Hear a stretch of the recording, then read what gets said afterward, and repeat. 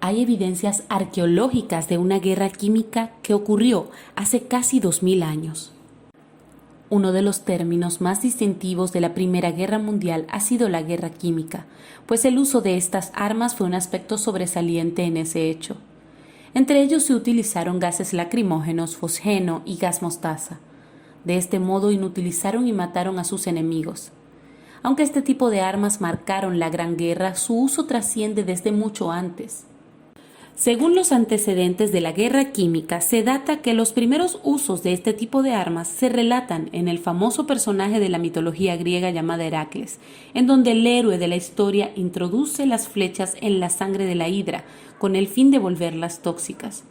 Por otra parte, Homero también hizo referencia a estas flechas envenenadas en dos de sus famosas epopeyas, la Odisea y la Ilíada. De este modo, también hay registros que afirman que el uso de armas químicas no solo sucedió en la guerra química como tal, se cree que proviene de la civilización de Oriente. Y tal es el caso de la India. Allí se utilizaban venenos en plenas guerras, encontrándose entre ellos el Mahabharata y el Ramayana. Igualmente existían las fórmulas para hacer estas armas. En China existen algunos escritos donde se describe cómo los expertos en seguridad de la época utilizaban este tipo de gases tóxicos.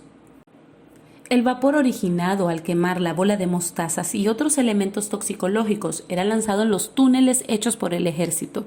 Ya en el occidente del mundo, la utilización de estos humos tóxicos no fue sino en la guerra del Peloponeso, la cual se desarrolló en el siglo V a.C.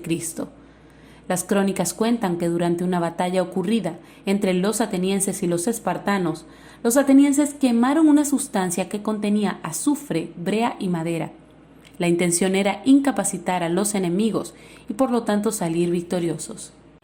Pero estos casos anteriormente fueron indagados en la literatura sobreviviente. Sin embargo, nos gustaría obtener mayor evidencia arqueológica sobre la guerra química y es necesario investigar, por ejemplo, las adyacencias del río Éufrates, que se ubica en Siria.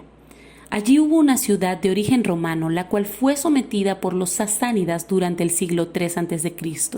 Aunque la literatura no revela qué sucedió al final de todo esto, la arqueología sí brinda una evidencia de lo que ocurrió. Esta ciudad fue excavada entre la década del 20 y 30 por expertos provenientes de Francia y los Estados Unidos y era conocida como Dura Europos, una ciudad romana. En las evidencias halladas se encontraron minas, de las cuales una fue excavada por los romanos y la otra por persas. También se encontraron 20 cuerpos apilados, de los cuales se estima pertenecieron a 19 soldados de origen romano y a un soldado sasánida en un túnel. La hipótesis inicial era que se había efectuado una batalla dentro del túnel donde los sasánidas salieron victoriosos. Al finalizar la batalla quemaron la mina, ya que se evidencia la presencia de betún y azufre en este lugar. Para el año 2009 se reevaluaron las evidencias, conduciendo esto a una nueva interpretación de los hechos.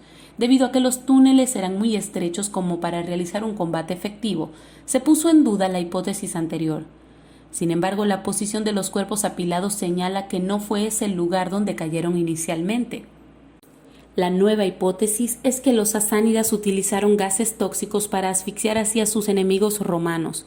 Cuando el betún y el azufre eran combinados con el fuego, se transformaba en un gas que asfixiaba, ya que el ácido sulfúrico, cuando es inhalado, es altamente tóxico, tanto que solo bastaban minutos para que una persona muriera.